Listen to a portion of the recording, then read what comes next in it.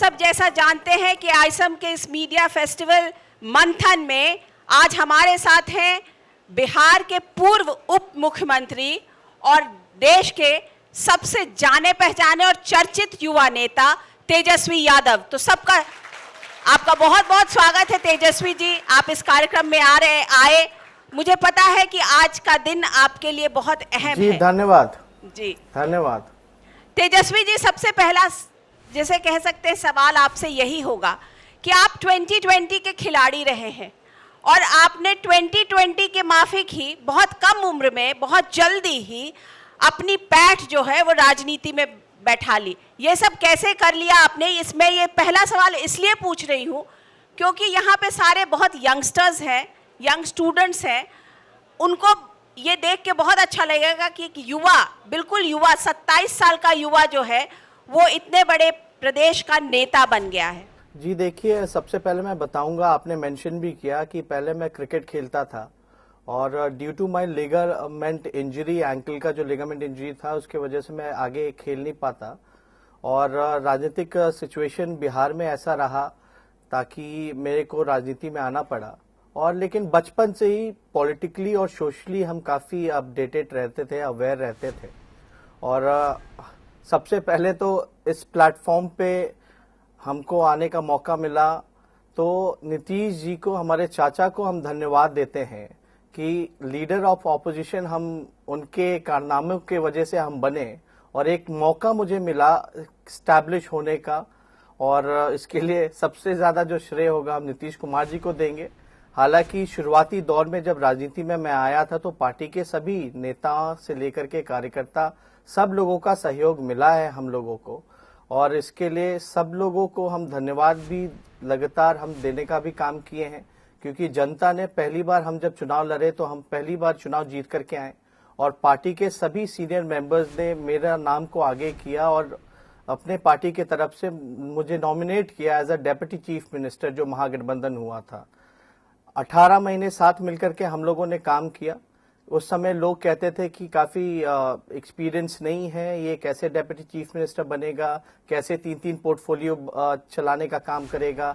लेकिन मुझे खुशी है कि सब लोगों के सहयोग से मेरा जो डिपार्टमेंट था, अगर उस समय देखा जाए तो बजट के सारे पैसे मेरा ही डिपार्टमेंट ने खर्च किया था और तीनों डिपार्टमेंट सबसे बढ़िया पोजीशन में थे।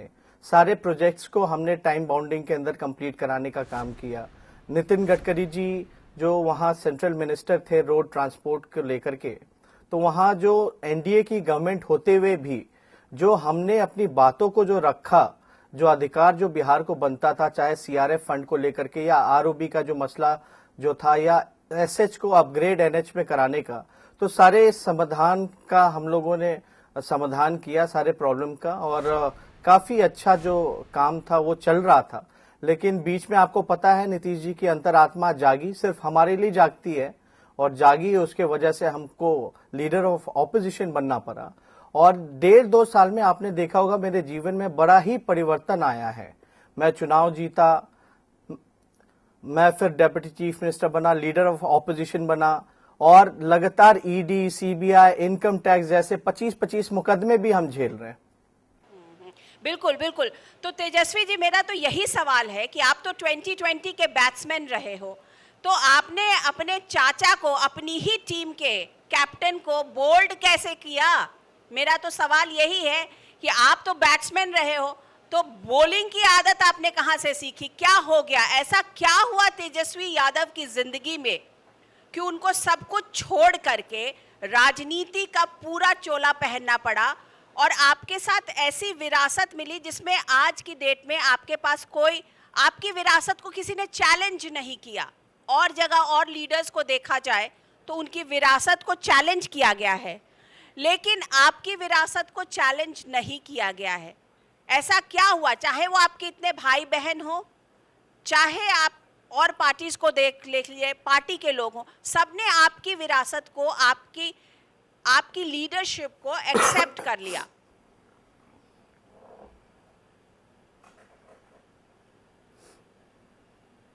अब देखिए, मैं बताना चाहूंगा, मैं क्रिकेटर था तो मैं ऑलराउंडर रह चुका हूं। मैं मिडिल ऑर्डर बैट्समैन और ऑफ स्पिनर बॉलर था और मुझे मौका मिला, जहां भी पार्टी को जो भी लगा, जिस जगह हमको काम करने का मौका मिला, हमने ईमानदारी से अपना काम किया और मेरी कोशिश रही थी कि सभी लोगों को एकजुट लेकर के साथ लेकर के चलें। और काफी यूथ जो हैं, आप जानते हैं कि जो सीनियर लीडर्स हैं हमारे या हमारे पिता हैं, तो बात करने में या कम्युनिकेशन करने में थोड़ी हिचक रहती थी और मेरे से काफी लोग जो रहते थे वो कंफर्ट मोड में रहते थे। तो इस वजह से उनसे मिलना जुलना और राजनीतिक चर्चाएं करना, और मेरा लिगामेंट का इशू भी था, उस वजह से मेरे को राजनीति में आना पड़ा। और राजनीतिक स्थिति ऐसी बनी थी क्योंकि हमारे पिता को जबरदस्ती पॉलिटिकल वेंडेटा के हिसाब से केस वगैरह मुकदमा करना, डिस्टर्ब करना पूरी फैमिली को, तो मुझे आगे आना पड़ा और सभी लोगों का इसमें समर्थन मिला, जैसे मैंने आपको पहले भी जिक्र किया। लेकिन नीतीश कुमार जी, आप देखिए जो बिहार में जो स्थिति जो बनी हुई है, हिंदुस्तान में शायद पहला राज्य होगा जहां 4 साल में 4 सरकारें बनी होंगी। और हमारे चाचा कहते हैं कि बिहार में विकास, जब 4 साल में 4 सरकारें बनेंगी तो विकास किस पे होगा, कौन से एजेंडे पे विकास होगा, तो उनका विजन क्या है।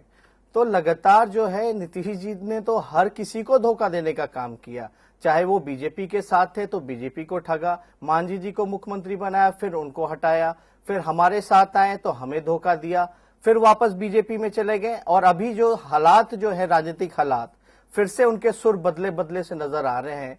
2-3 दिन का अगर स्टेटमेंट अगर हम लोग देखें तो स्टेबिलिटी और उनकी कोई आइडियोलॉजी ही नहीं है। मतलब वो करना क्या चाहते हैं, अगर विकास करना चाहते थे तो जनता ने तो जनादेश 5 साल के लिए दे ही दिया था महागठबंधन को, वो 5 साल सरकार चलाते हैं। लेकिन उनको पता नहीं क्या डर था या लालच था कि उनको एनडीए में जाना पड़ा। तेजस्वी जी, लेकिन मेरा सवाल यही है आपसे कि आप डिप्टी चीफ मिनिस्टर बने और आपके पिताजी जेल चले गए, ये राजनीति का क्या हश्र हुआ? इस विरासत को भी आप समझेंगे कि आज की डेट में आपके पिताजी के ही ऊपर भ्रष्टाचार के आरोप लगे हुए हैं, तो आपकी विरासत का एक ये पहलू भी है, इसे आप कैसे देखते हैं? आपको हम बता दें, हमारे पिता पे ही नहीं बल्कि पूरे परिवार पे, मेरी बहनों पर, मेरे ऊपर, मेरे भाई के ऊपर, मेरी माँ के ऊपर, मेरे बहन के ससुराल वालों के ऊपर, सब पे केस मुकदमा रेड छापे पड़ रहे हैं। और ये तब से हो रहा है जब से हम लोग महागठबंधन बनाए और जीत के आए और बीजेपी को हराने का काम किया। तो ये लगातार 97 से 2018 तक देख लें तो सिर्फ एक ही पार्टी को निशाना साधा जाता और एक ही नेता को और एक ही परिवार पे निशाना साधा जाता है। लेकिन डीए केस का क्या हुआ, हम सुप्रीम कोर्ट से जीते। सुप्रीम कोर्ट कहती है कि लालू जी और उनके परिवार के पास कोई अतिरिक्त पैसा नहीं है। अभी कुछ दिन पहले आपने देखा होगा बीजेपी के लोगों ने जबरदस्ती मेरे भाई का भी मर्डर केस में नाम जोड़ दिया था। कल ही हम लोग सुप्रीम कोर्ट से भी जीते। सुप्रीम कोर्ट ने ये तक कह दिया कि तेज प्रताप जी का दूर दूर तक कोई लेना देना नहीं है। तो लगातार जो है, और कुछ दिन पहले आपने देखा होगा जो रेलवे टेंडर घोटाले के लेकर के जिसमें सीबीआई ईडी ने केस मुकदमा किया, आपने पढ़ा होगा, एक अंग्रेजी अखबार ने आर्टिकल छापा था कि सीबीआई की जो लीगल टीम है वो मना करती रह गई कि लालू जी और उनके खिलाफ कोई एविडेंस नहीं है, लेकिन फिर भी किसके दबाव में ये केस किया गया, एफआईआर किया गया। उस समय मैं पहले से कहता था ये सिर्फ इसलिए मुकदमे हो रहे हैं, इसलिए रेड हो रहा है ताकि नीतीश कुमार जी के लिए एक एक्सक्यूज ढूंढा जाए, ताकि पब्लिक डोमेन में जाकर के वो कह सके कि हम भ्रष्टाचारियों से समझौता नहीं कर सकते। तो ये बीजेपी को एक लालू जी थ्रेट लग रहे थे कि जो बिहार में ग्रैंड अलायंस बनाने का काम किया था वो नेशनल लेवल पे उनका प्रयास था कि नेशनल लेवल पे महागठबंधन बनाया जाए। तो ये कहीं ना कहीं से बीजेपी को ये थ्रेट लगता था और लगातार इन लोगों ने षड्यंत्र पॉलिटिकल वेंडेटा के हिसाब से केस मुकदमा किया। लेकिन आज देख लीजिए 8 महीने 9 महीने हो गए हैं केस को, मेरे केस को, लेकिन आज तक चार्जशीट नहीं कर पाए क्योंकि इनके पास कोई एविडेंस नहीं है। तो ये तंग करते रहेंगे। तो लेकिन तेजस्वी जी, मेरा सवाल आपसे यही है कि जो कोर्ट आप लोगों को कुछ मुकदमों में बरी कर रहा है, उसी कोर्ट ने लालू जी को चारा घोटाले में दोषी पाया है। तो इसलिए कोर्ट जो है वो अपना काम तो कर रहा है, कहीं ना कहीं तो इसका आरोप या इस छीटा जो है आपके ऊपर पड़ा है, इसे तो आप मानेंगे।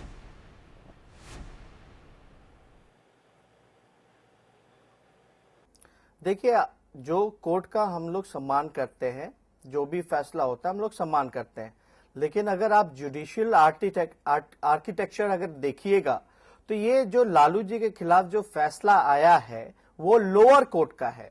हम लोग ऑलरेडी हाई कोर्ट में अपील में हैं, उसके बाद हमारे पास ऑप्शन है सुप्रीम कोर्ट जाने का। लेकिन कई ऐसे मामले हमने देखे हैं कि लोअर कोर्ट का फैसला हाई कोर्ट में जाकर के बदल जाता है और हाई कोर्ट के फैसले सुप्रीम कोर्ट में जाके बदल जाते हैं। एक उदाहरण दूंगा, जैसे कि हम लोगों ने हाई कोर्ट से जीता था सेम और सिमिलर केसेस का, जो सारे केसेस जो आज अलग अलग हो रहे हैं फॉर्डर स्कैम के, वो एक था, लेकिन वो सुप्रीम कोर्ट में जाकर के बदल गया।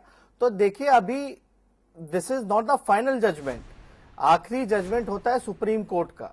अभी तो कार्रवाई चलेगी, हम लोग हाई कोर्ट में अपील में गए हुए हैं, वहां से फैसला आएगा। और आपने देखा भी होगा कि सुप्रीम कोर्ट डीए केस को भी लेकर के हम लोगों ने जीतने का काम किया। डीए केस में हम लोग जीत गए थे हाई कोर्ट में, लेकिन सीबीआई संतुष्ट नहीं था, वो सुप्रीम कोर्ट गया, वहां भी वो उनको पटकनी खानी पड़ी। तो ये तो चलता रहेगा। आप देखिए, आप जिस एजेंडे के साथ आप देश में जो लोग जहर फैलाने का काम करें उनके खिलाफ आप अगर लड़िएगा, आवाज उठाइएगा, तो ये आवाज को दबाने का प्रयास करेंगे। लेकिन आपने इतिहास उठा के देख लीजिए, लालू जी ने अपने आइडियोलॉजी के साथ आज तक कॉम्प्रोमाइज नहीं किया, आज तक भाजपा के साथ हाथ नहीं मिलाया। अगर हम भाजपा के साथ हाथ मिला लिए होते, कॉम्प्रोमाइज कर लिए होते, तो आज शायद मैं भी बिहार का मुख्यमंत्री होता और लालू जी हरिश्चंद्र, राजा हरिश्चंद्र के नाम से नवाजे जाते। हम लोग तो बचपन में सुनते थे कि गंगा मैया में जो डुबकी लगाएगा उसका पाप धुल जाता है, लेकिन यहाँ तो जो बीजेपी में चला जाता है उसका पाप धुल जाता है। कई ऐसे उदाहरण हैं, कई ऐसे नेता हैं जिन पे पहले भ्रष्टाचार का आरोप लगता था, बीजेपी भ्रष्टाचारी बोलती थी, फिर वो बीजेपी ज्वाइन कर लेता है तो वो क्लीन हो जाता है, कोई जांच नहीं होती है, कोई कुछ नहीं होता। लेकिन बीजेपी यहाँ तो बिहार में मैंने 36 घोटाले उजागर कर देने का काम किया। नीतीश जी का कोई बिहार में जनाधार नहीं है, वो लालू जी की वजह से मुख्यमंत्री बने। तो बीजेपी तो हमेशा से चाहती थी कि हम लोग उनके साथ आ जाएं, उनका कोशिश भी रहा है, या तो उनके साथ आ जाएं या तो जो केस मुकदमा हो रहा है वो झेलें। नहीं तो क्या आपको एक्चुअल में लालू जी को, आपको, आपके परिवार को बीजेपी से कोई ऑफर आया था? देखिए, आपको हम बता दें कि पॉलिटिकल लाइफ अलग होती है, लेकिन वैसे सार्वजनिक तौर पे लोगों से मिलना जुलना होता रहता है। कोई किसी भी पार्टी से अगर पार्लियामेंट जाओ या हाउस में जाओ तो बीजेपी के लोग इंटरैक्ट करते रहते हैं, हर पार्टी के लोग इंटरैक्ट करते रहते हैं, या कोई सोशल फंक्शन है, गैदरिंग है, तो वहां मुलाकात होती रहती है। ऐसा नहीं है कि कुछ बात नहीं होती है। लेकिन हाँ, मुझे एहसास है कि बीजेपी का ये प्रयास शुरू में था कि उन लगातार लगे रहे कि अगर महागठबंधन को तोड़ा जाए, या तो लालू जी को ले लो या तो लालू जी के ऊपर केस मुकदमा करा दो, इतना डर जाए ताकि वो उनके खिलाफ ना बोल पाए। तो ये स्थिति लगी हुई। नीतीश जी ने कॉम्प्रोमाइज किया, किस लिए कॉम्प्रोमाइज किया? 2 दिन पहले तो बोलते थे कि मैं संघ मुक्त भारत बनाऊंगा, मैं मिट्टी में मिल जाऊंगा लेकिन भाजपा में नहीं जाऊंगा। आखिर क्या कारण था, अचानक से भाजपा में वो चले गए? तो ये कहीं ना कहीं से बीजेपी का डर और उनको अपना कुर्सी का लालच था, इस वजह से वो उन्होंने कॉम्प्रोमाइज करने का काम किया। आपको मैंने पहले भी कहा, जिस आइडियोलॉजी के साथ लालू जी आगे बढ़ रहे हैं, सेक्युलरिज्म हो या सोशल जस्टिस हो या डेवलपमेंट फॉर ऑल हो, उस एजेंडे पे अगर हम लोग बढ़ते हैं आगे, तो हमने कभी भी पहले कॉम्प्रोमाइज नहीं किया है। जो हम आज भी कहना चाहते हैं, भविष्य में भी अगर बीजेपी कितना भी ऑफर भी करेगी तो हम लोग अपने आइडियोलॉजी से कॉम्प्रोमाइज नहीं करेंगे। जो देश को तोड़ना चाहते हैं, जो जात और धर्म के नाम पे लड़ा करके देश में उन्माद फैलाना चाहते हैं, उनके खिलाफ हम कभी भी समझौता नहीं कर सकते। अच्छा तेजस्वी जी, ये बताइए कि चाहे जो हम लोगों को तकलीफ झेलना पड़े, कुछ भी करना पड़े। 2019 का चुनाव सिर पे खड़ा है। 2019 में महागठबंधन किस तरीके से जा रहा है? आप देख रहे हैं महागठबंधन हो पा रहा है या नहीं हो पा रहा है? क्योंकि यूपी में हुआ फूलपुर का चुनाव और गोरखपुर का चुनाव, महागठबंधन ने वहां पर गठबंधन ने जीता। लेकिन अगर कल की बात की जाए तो महागठबंधन के राज्यसभा में जो कैंडिडेट थे वो हार गए, अंबेडकर जी हार गए। तो इसे किस तरीके से देखा जाए देश की राजनीति के लिए?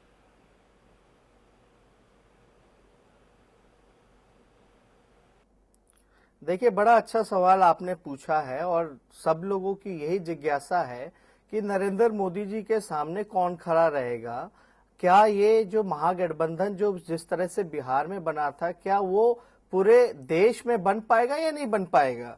ये सवाल काफी अच्छा है, लेकिन इसमें मैं 2 मिनट एक्स्ट्रा लूंगा आपको पूरी बात को रखने का। और इसी बीच में आपने जो है यूपी के राज्यसभा चुनाव की भी जिक्र की है। पहली बात कि एनडीए जो है हर जगह से कमजोर होता जा रहा है, उनके सहयोगी अलायंस जो हैं बिखरते जा रहे हैं। आप महाराष्ट्र में चले जाइए तो शिवसेना ने पहले ही ऐलान कर लिया कि वो अलग चुनाव लड़ेंगे। इधर चंद्रबाबू नायडू को प्रॉमिस करने के बाद भी, कमिटमेंट के बाद भी आंध्रा को स्पेशल स्टेटस स्टेट का नहीं दिया गया। इस वजह से वो नाराज होकर के एनडीए से बाहर निकल गए हैं। आप अकाली दल देखिएगा, पंजाब में अकाली दल नाराज है। आप देखिएगा जीतन राम मांझी जी जो बिहार में थे एनडीए में, उनको सम्मान नहीं मिला, वो अलग हो गए, हम लोगों के साथ जुड़ गए।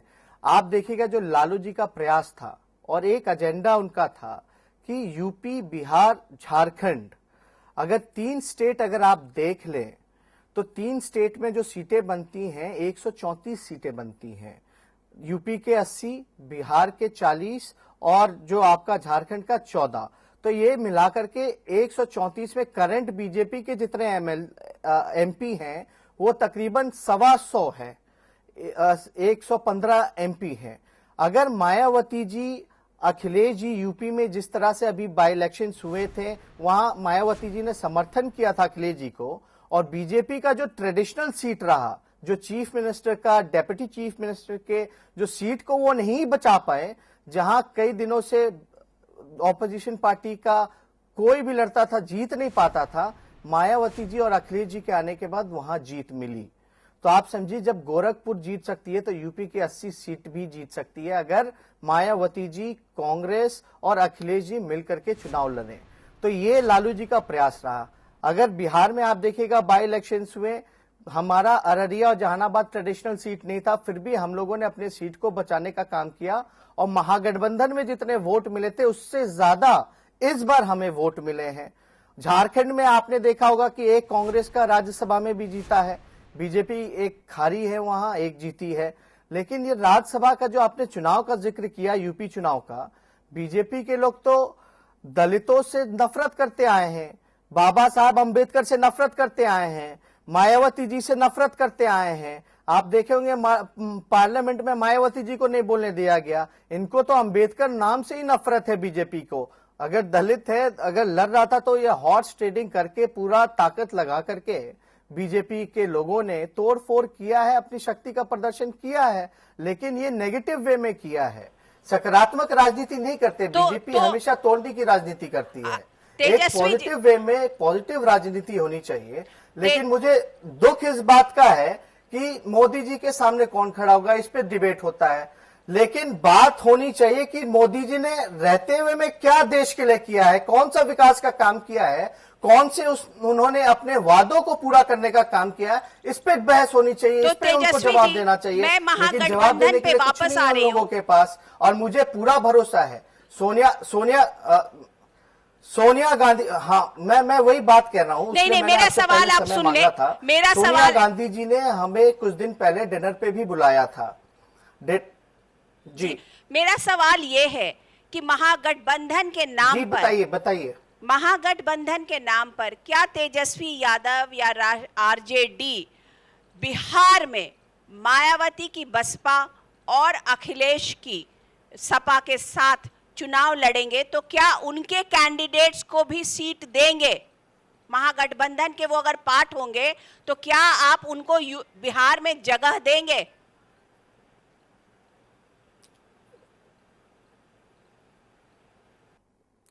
अरे आपको हम बता दें, मुलायम सिंह जी को हम लोगों ने अध्यक्ष बना दिया था। सारी पार्टी जब महागठबंधन बनाने की बात आ रही थी, जनता दल यूनाइटेड हो, आरजेडी हो या और भी पार्टियां थी, उन्होंने समर्थन कर दिया था कि मुलायम जी को ही अध्यक्ष बनाएंगे और सारी पार्टी अपनी है जो मर्ज कर देंगे। हमने तो ये भी कहा था, पिछले बार भी समाजवादी पार्टी को जब विधानसभा में अलग चुनाव लड़ रहे थे तो लालू जी ने फोन करके मुलायम सिंह जी को ये भी कहा था कि हम तो साइकिल के भी सिंबल पे लड़ने को तैयार हैं, लेकिन हम सब लोगों को एकजुट होना चाहिए। तो ये और अभी आपने देखा होगा राज्यसभा से जब मायावती जी ने रिजाइन किया था तो लालू जी ने सबसे पहले बोला था कि मायावती जी को राज्यसभा अगर भेजना होगा तो हम लोग अपने कोटे से भेजेंगे राज्यसभा। तो हम लोग तो देखिए पॉजिटिव वे में देश को बचाना हमारा मकसद है। जो अघोषित इमरजेंसी जो लागू है पूरे देश में, उससे हम लोगों को बचना, जो संविधान हमारा खतरे में है उससे हमारा बचाना है। हमारी सीटें आए, कौन मुख्यमंत्री होगा, कौन प्रधानमंत्री होगा, ये हमारी अभी वो जिम्मेदारी नहीं है। हमारी कोशिश है कि भाजपा को हराना है तो मिलकर के हराना है। नहीं, लेकिन प्रधानमंत्री कौन होगा ये बहुत अहम सवाल है। एक तरफ आपको देश बता के दें, यूपीए वन की प्रधानमंत्री जब सरकार नरेंद्र बनी मोदी थी, है, दूसरी तरफ कौन होगा प्रधानमंत्री? क्योंकि अगर एक तरफ मोदी है, मोदी की पर्सनालिटी है, और दूसरी तरफ देखिए, आपका प्रधानमंत्री का उम्मीदवार कौन है ये पता नहीं है, तो लोग कंफ्यूज तो होंगे ना, किसको, किसके नाम पर, किसके चेहरे पर वोट दें।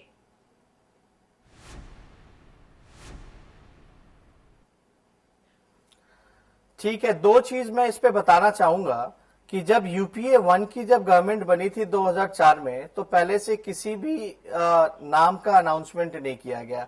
2009 में फिर यूपीए की गवर्नमेंट बनी तो मनमोहन सिंह जी का नाम अनाउंस नहीं किया गया था, आप देख लीजिए। लेकिन उस समय भी गठबंधन था लोगों का, तो जनता ने तो लगातार 2 चुनाव जिताया, 10 साल सरकार रही। लेकिन अगर आप बात करती हैं मोदी जी के सामने कौन खड़ा रहेगा, तो हम तो कहना चाहते हैं मोदी जी से कई एक्सपीरियंस नेता और कई बड़े नेता, कई सुलझे हुए नेता सभी जगह मौजूद हैं। चाहे मायावती जी हो, चाहे ममता जी हो, चाहे राहुल गांधी जी हो, सब अपने में कई से कई बड़े नाम हैं। तो मोदी जी तो चुनाव, आपको पता होगा, मुख्यमंत्री बनने के बाद उन्होंने पहला चुनाव लड़ा, और उनको इतना नाम बड़ा करके ना देखा जाए। काम से लोग बड़ा होता है, नाम से बड़ा नहीं होता। मोदी जी ने 4 साल तक कुछ काम नहीं किया, अभी भी 2 करोड़ लोग जो हैं बेरोजगार, नौकरी नहीं मिल रही है, अभी भी 15 लाख रुपए नहीं मिल रहा है, अभी भी आप देखिएगा 39 भारतीयों की हत्या हो गई ईरान में, लेकिन उसका अभी तक बदला नहीं लिया गया है। तो ये तो खाली जुमलेबाजी इन्होंने करने का काम किया है। यहाँ जवान शहीद होकर के आता है तो यहाँ बीजेपी के नुमाइंदे तक उनके घर नहीं जाते, बोलते कि उनके जाने से शहीद जिंदा हो जाएगा क्या। तो ये तो इनके कथनी और करनी में बहुत बड़ा अंतर है। हम अभी भी मोदी जी को बड़ा नेता नहीं मानते हैं, लेकिन उनकी मार्केटिंग करने की क्षमता बहुत बड़ी है। वो मार्केटिंग करके उन्होंने अच्छे दिन का वादा करके लोगों को बेवकूफ बता करके भले ही बड़े नेता सो कॉल्ड बन गए हों, लेकिन विपक्ष में अगर एकता होगी तो कई ऐसे सीनियर लीडर्स हैं जो नरेंद्र मोदी जी से ज्यादा केपेबल हैं। अगर मेरा शादी अब तक हो गया होता तो मेरे ससुराल वालों पे भी केस मुकदमा हो गया होता, हमको भी जेल में डाल दिए होते। तो अच्छा है अभी शादी नहीं हुई है।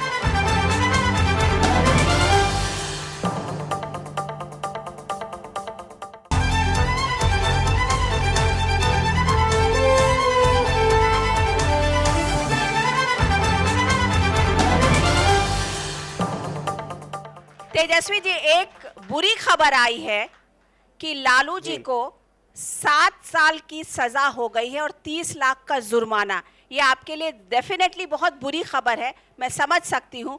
इसको आपका पहला रिएक्शन इस पर क्या होगा? लालू जी को 7 साल की सजा और 30 लाख का जुर्माना। ये चलता रहेगा, हम लोगों को डर नहीं है इनसे, ना तकलीफ है, और सत्य की जीत होगी। लेकिन सत्य के रास्ते पे जो चलता है वो कांटेदार रास्ता होता है। आप सिर्फ लालू जी पे ही देखिए, हमारे तो पूरे परिवार पे केस मुकदमा किया हुआ है, लेकिन हम लोगों ने इनके सामने घुटने नहीं टेके। हम लोग लड़ रहे हैं और बिहार की जनता हम लोगों के साथ खड़ी है। बाई इलेक्शन में क्या बीजेपी और जनता दल यूनाइटेड मिलकर के लड़े, लेकिन जितना वोट हमें महागठबंधन में नहीं आया था, इस बार उससे ज्यादा वोट आया है। यानी कहीं ना कहीं से जनता जो है, जनता की अदालत में लालू जी निर्दोष हैं और हम लोगों के साथ खड़ी है, अन्याय के खिलाफ खड़ी है। और इसके बाद हम लोग जो भी फैसला आएगा, लोअर कोर्ट का फैसला मैंने आपको भी कहा, और एक केस में आपको लालू जी को 6 बार सजा दे रहे हैं। शायद ही इतिहास में ऐसा कहीं हुआ होगा कि एक केस में 6 अलग अलग सजा। आप बताइए, देश में क्या एक ही फॉर्डर स्कैम ही है? फॉर्डर स्कैम के बारे में अगर हम बताने लगे तो अच्छे अच्छे लोगों की नींद उड़ जाएगी और लोगों को जानकारी भी नहीं होगा कि फॉर्डर स्कैम है क्या। फॉर्डर स्कैम 1977 से चल रहा है, 1977 से। Lalu ji became chief minister of Bihar in 1990 और लालू जी पे जो चार्ज है कॉन्स्पिरेसी का चार्ज है, यानी कॉन्स्पिरेसी घोटाला करने के बाद होती है, घोटाला करने से पहले होती है। 1977 से कॉन्स्पिरेसी चलता आ रहा होगा, तो हाउ लालू जी इस गलती उनका कैसे है 90 के मुख्यमंत्री का? उनसे पहले के मुख्यमंत्रियों को तो छोड़ दिया गया क्योंकि बीजेपी के सहयोगी बन चुके हैं वो। लेकिन तेजस्वी जितने जी, आपके आईएएस ऑफिसर से लेकर तेजस्वी जी, सॉरी आपको मैं बीच में रोक रही हूँ, के जो मालिक थे, लेकिन पे कोई कार्रवाई नहीं हुई सीधे। लेकिन इस तर्क को कि ये कॉन्स्पिरेसी है, इसको कोर्ट नहीं समझ पा रहा है। इस तर्क को कोर्ट ने खारिज कर रहा है ना बार बार। आप लोग इस तर्क को दे रहे हैं कि कॉन्स्पिरेसी है, तो लेकिन आपके इस तर्क को कोर्ट नहीं मान रहा है। कोर्ट को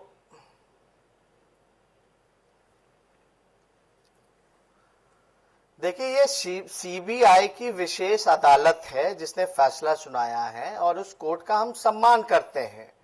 आपको हमने पहले भी बताया कि हम लोग ऑलरेडी सिमिलर केस में हम लोग जा चुके हैं हाई कोर्ट।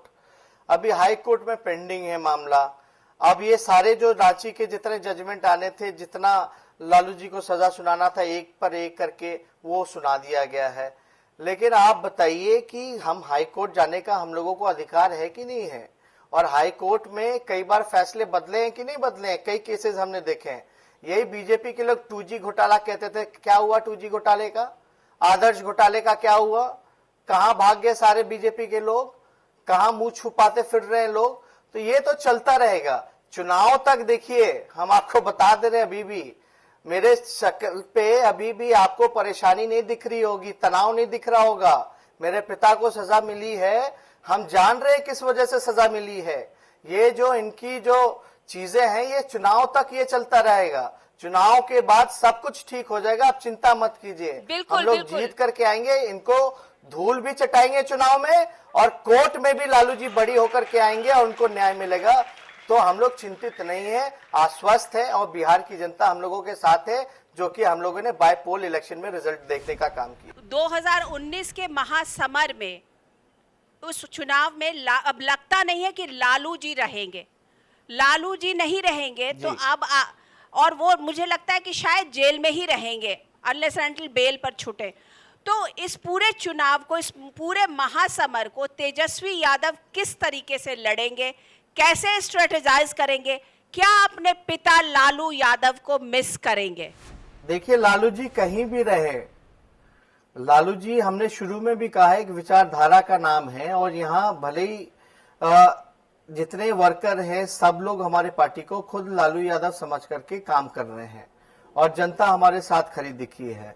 चुनाव में जो हम लोग लड़ेंगे, हम लोग पूछेंगे ना, लालू जी को तो आपने जेल में डाल दिया, लेकिन नीरव मोदी और ललित मोदी और विजय माल्या को क्यों भगा दिया?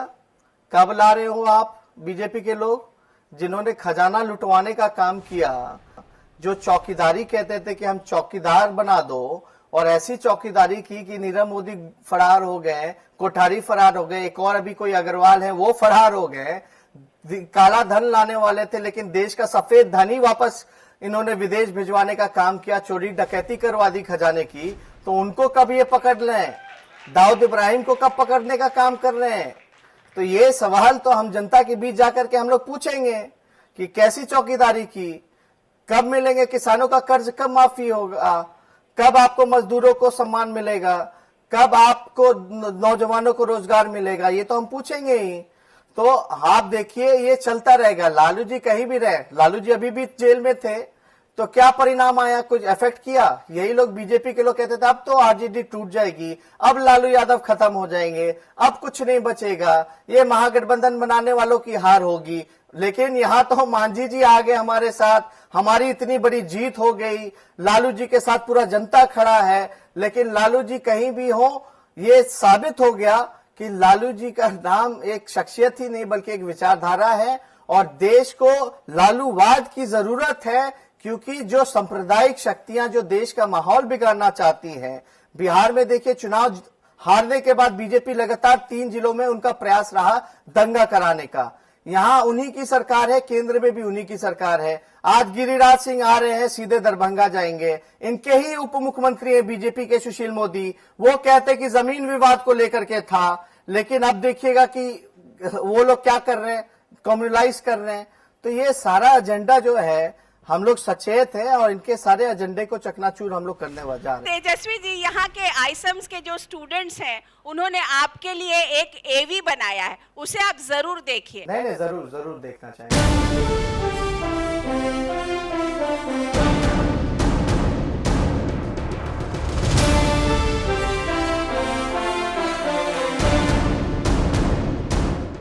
हमारा नाम समर प्रताप, सबसे छोटे हैं हम और आप सबको प्रणाम करते हैं।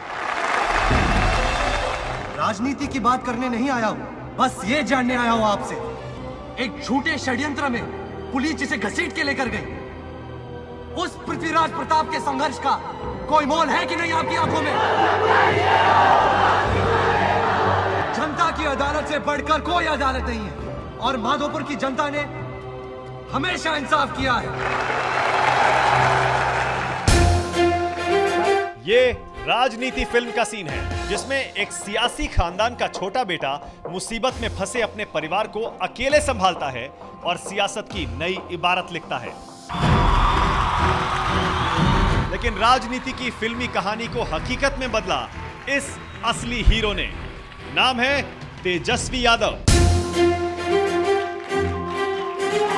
जुलाई 2017 बिहार के मुख्यमंत्री नीतीश कुमार ने बीजेपी का दामन थाम लिया। आरजेडी सत्ता से बाहर हो गई, लेकिन असली झटका अभी बाकी था। दिसंबर 2017 लालू प्रसाद यादव को चारा घोटाले में जेल जाना पड़ा। राजनीति के पंडितों ने आरजेडी के खात्मे की भविष्यवाणी कर दी।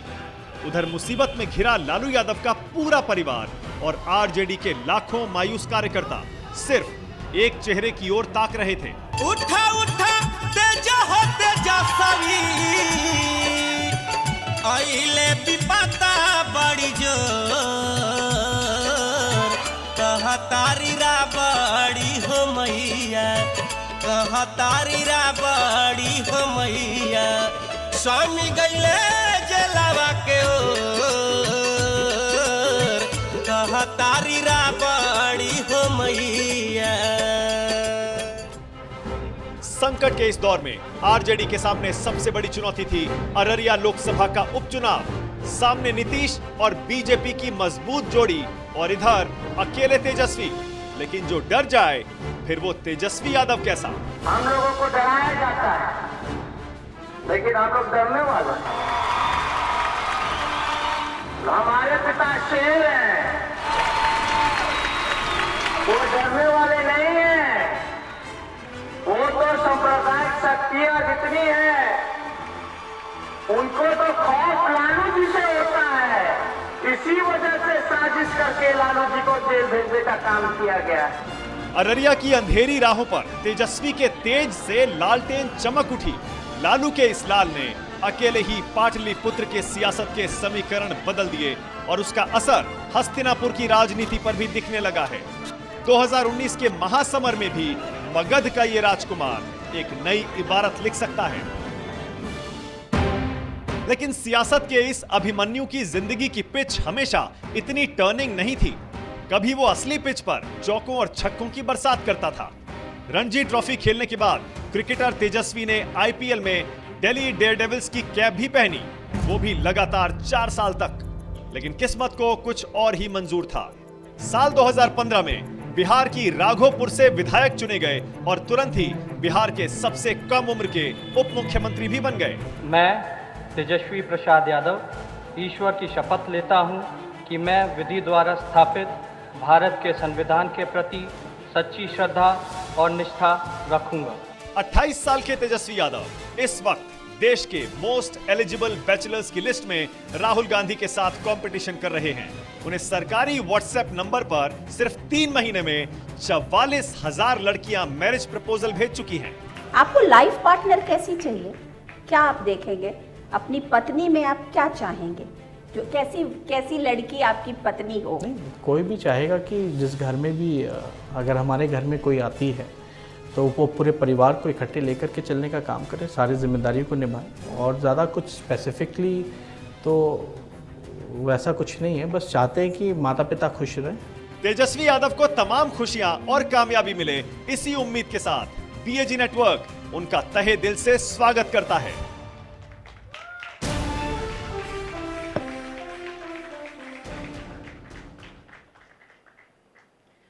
तो तेजस्वी जी, आपने ये शोरील अपने बारे में देखी। अब यहाँ पे बहुत स्टूडेंट्स हैं, वो आपसे 2-4 सवाल करना चाहते हैं। जी जी जी जी, जरूर जरूर। जी तेजस्वी जी, आपको मेरी आवाज आ रही है? रमन बोल रहा हूँ न्यूज़ 24 से। अभी चूंकि गोरखपुर, फूलपुर और अररिया के लोकसभा के उपचुनाव के नतीजे के बाद हाँ रमन जी, ऐसा लग रहा है कि बीजेपी के अंदर भी सोचने पे मजबूर हो गए हैं नेता। और रामविलास पासवान का 2 बयान आया है उसके बाद। एक बयान आया है कि दलित के मामले पर, SC/ST के रिजर्वेशन के मामले पे, और इससे पहले एक बयान आया था कि बीजेपी के नेताओं को दलित और माइनॉरिटीज के बारे में, मुसलमानों के बारे में अपनी सोच बदलनी चाहिए। 2014 के लोकसभा चुनाव से पहले जब उन्होंने बीजेपी ज्वाइन की थी, NDA ज्वाइन की थी, लालू प्रसाद यादव ने कहा था कि बड़े मौसम वैज्ञानिक हैं रामविलास पासवान और हवा का रुख पहचान लेते हैं।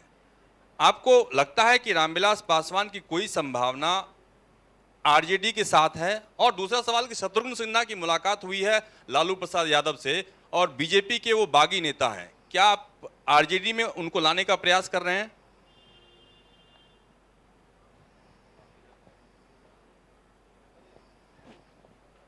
देखिए, आप सबसे पहले मैं आपको धन्यवाद करता हूं आपके सवाल को लेकर के। और जहां तक आपने रामविलास जी की बात कही है मौसम वैज्ञानिक की, तो आपने सही पकड़ा है उनको। और रामविलास पासवान जी जहां भी सत्ता रही है वहां वो रहे हैं, हर सरकार के साथ वो साथ में रहे हैं। लेकिन जहां तक रिजर्वेशन के सवालात को लेकर के उन्होंने बात कही है, आप चुनाव हारने से पहले की बात अगर करें तो यही चिराग पासवान, रामविलास पासवान जी कहते थे कि जो संपन्न दलित है उसको आरक्षण की जरूरत नहीं होनी चाहिए और हटा देना चाहिए। तो खुद लेकिन रामविलास जी और उनकी पूरी परिवार जो है रिजर्व सीट से ही लड़ती रही है, यानी आरक्षण का पूरी तरीके से जो फायदा उठाना चाहिए वो रामविलास जी या चिराग पासवान जी या उनके अन्य भाई जो हैं उन्होंने फायदा उठाया है। अब चुनाव हारने के बाद कहते हैं कि भाई जो SC/ST एक्ट को लेकर के रिव्यू पिटीशन डालना चाहिए। हम तो कहते हैं रिव्यू पिटीशन डालने की भी जरूरत नहीं पड़ेगी, उन्हीं की सरकार है। रामविलास जी जाकर के मोदी जी से कहें कि एक नया विधेयक ले आइए और जो कानून है उसको दुरुस्त कीजिए, तो कोर्ट में जाने की जरूरत ही नहीं पड़ेगी। अब बोले अगर नहीं करते तो समर्थन वापस ले लें। वो समर्थन इस नाते हुए भी वापस ले लें कि बिहार को विशेष राज्य का पैकेज नहीं मिला, विशेष राज्य का दर्जा नहीं मिला, बाढ़ के लिए 500 करोड़ की जो घोषणाएं थी वो नहीं मिली। अब जो है पलड़ा जो है कहीं ना कहीं से अब दिख रहा है कि उनके स्टेटमेंट्स नीतीश कुमार जी से मिलने के बाद थोड़े सुर बदले हैं। और इन लोगों की कोशिश है कि एकजुट रहो, वरना बीजेपी आपको इसी तरीके से तंग करती रहेगी। यानी जो NDA में जो अलायंस है उनमें बेचैनी बढ़ी हुई है और उनको सही सम्मान बीजेपी से नहीं मिल रहा, इसलिए अपना लाइन जो है वो धीरे धीरे बदल रहे हैं। इससे पहले क्या कहते हैं कि भाई जो दरभंगा में जो हादसा हुआ, गिरिराज सिंह वहां जा रहे हैं, मुसलमानों को लेकर के जो भी बयानबाजी रामविलास जी कर रहे हैं, तो भाई आप बर्खास्त कराओ ना। गिरिराज सिंह के खिलाफ, नित्यानंद के खिलाफ, आपके जो अश्विनी चौबे के बेटे के खिलाफ पूरी सबूत है कि उन्होंने दंगा को भड़काने का काम किया और वो आपके सहयोगी हैं, मंत्री बने हुए हैं, तो उनका इस्तीफा मांगिए, प्रधानमंत्री से मिलिए, घटना के बारे में बताइए कि किस तरीके से इन लोगों ने कम्युनलाइज करने का काम किया है। तो ये देखिए अब हार के बाद जिस तरह से जो भी करते रहे, हालांकि महागठबंधन में अगर रामविलास जी अगर आना चाहते हैं हमारे पार्टी में, हमारे साथ काम करना चाहते हैं, लेकिन वो आए ना आए, लेकिन उनके जितने अन्य नेता हैं उनके परिवार को छोड़ करके वो आना चाहते हैं और समय बताएगा कि कौन कहां जा रहा है। लेकिन मेरा सवाल ये है कि जब बिहार को लेकर के नीतीश कुमार जी की जो मांग रही विशेष राज्य के दर्जे को लेकर के, और चंद्रबाबू नायडू अगर इसी मांग को लेकर के एनडीए से अलग हो जाते हैं तो नीतीश कुमार जी को अपनी चुप्पी तोड़नी चाहिए, रामविलास पासवान जी, उपेंद्र कुशवाहा को चुप्पी तोड़नी चाहिए। लेकिन भविष्य में सभी लोगों के लिए मेरे लिए दरवाजे खुले रहेंगे, सिवाय हमारे चाचा जी के। चाचा जी को वापस हम कभी नहीं लेंगे अपने पार्टी में, जिन्होंने 4 साल में 4 सरकार बनाने का काम किया और जनादेश का अपमानित करने का काम किया और सभी लोगों को धोखा देने का काम किया। अगर रामविलास जी अगर सोचे तो फैसला तो उनका होगा, पहले अगर पहल करेंगे तो उसके बाद हम लोग देखेंगे कि क्या करना है। और तेजस्वी जी, शत्रुघ्न सिन्हा का क्या कर रहे हैं आप लोग? उनको ले रहे हैं पार्टी में, उनको पटना से इलेक्शन लड़वाएंगे? शत्रुघ्न सिन्हा जी, देखिए अभी ऐसी कोई बात नहीं हुई है। हमारे पिता के साथ उनका पुराना संबंध रहा है और हमेशा से हम लोगों के एक अभिभावक के तौर पे वो रहे हैं। बचपन से हम लोग मिलते जुलते रहे हैं, जान पहचान है हम लोगों की। और लालू जी की सेहत अभी खराब है, इस वजह से आज वो वहाँ मिलने गए हैं। तो मेरे ख्याल से एक शिष्टाचार की मुलाकात है और लगातार हम लोग भी बात करते रहते हैं। तो ऐसी बात अभी चुनाव को लेकर के अभी तक ऐसा कोई कार्यक्रम अभी तक हमारे सामने अभी ये मामला नहीं आया। लेकिन अगर वो आए तो आप उनको वेलकम करेंगे? सिन्हा जी को अपने पार्टी में लेने के लिए तैयार रहेगा। उनका जो कद है, हम तो बोल रहे हैं ना, कोई भी पार्टी उनको लेने के लिए तैयार रहेगा। वो इतने बड़े शख्सियत है, उन्होंने बिहार का नाम रोशन किया है, हर जगह नाम रोशन किया है। तो और एक काफी सुलझे हुए और काफी सीनियर नेता हैं, तो उन कहीं भी जाएंगे तो वहाँ वो उस पार्टी को जरूर मजबूत करेंगे। नमस्ते तेजस्वी जी, मेरा नाम शुभम हुआ, पटना से हूँ। मेरा सवाल ये है कि बिहार में जिस तरीके से शराबबंदी हुई और ये बात किसी से नहीं छिपा कि जिस अवैध तरीके से शराब बिक्री हो रही है, तो आप उस पर नीतीश जी को क्या कहना चाहेंगे? और अगर आप सरकार में आते हैं तो आप इस पर क्या अमल करेंगे? देखिए, शराब जो है ना, होम डिलीवरी हो रही है और शराब का जो कानून जो बना है वो सिर्फ गरीबों को सजा देने के लिए ही बना है। 1,30,000 सिर्फ और सिर्फ दलित परिवार के लोग, महादलित परिवार के लोगों को जेल में रखा गया है। 99% 1,30,000 में से उन लोगों को सजा मिली है। जो अमीर है उस पे कोई कार्रवाई नहीं हुई, जो शराब माफिया है उस पे कोई कार्रवाई नहीं हो रही है। एक नाम बता दीजिए, अगर कोई भी अमीर पकड़ा गया हो, कोई भी शराब माफिया पे पकड़ा गया हो, कार्रवाई हुई हो। तो ये पूरी तरीके से एक ब्लैक मार्केट बन गया है बिहार में। और ड्रग्स का जो प्रचलन है, जो बिहार में दूर दूर तक नहीं था, अब देखने को आ रहा है कि शराबबंदी तो हुई है और शराब मिल भी रहा है, महंगा मिल रहा है। जो 200 की बोतल थी वो अब 1500 की मिल रही है। तो ये जो ब्लैक मार्केट है काफी फूल फैल रहा है और इसमें कई जनता दल यूनाइटेड के पदाधिकारी ही शराब बिकवाने का काम करे, जिसका प्रमाण हम लोगों ने पहले भी दिया था। अच्छा तेजस्वी, आपसे तमाम पॉलिटिकल सवाल तो हुए, लेकिन मैं एक सवाल जरूर आपसे करना चाहती हूँ कि जब से आप राजनीति में आए और ट्विटर पर आप एक्टिव हुए, तो आपको बहुत सारी लड़कियां, यहाँ पे बहुत सारी गर्ल स्टूडेंट्स भी हैं, वो लोग आपको शादी का प्रस्ताव भेजती थी। तो अब शादी का प्रस्ताव ज्यादा आ रहा है या कम हुआ है, या आप उसको इग्नोर करते हैं?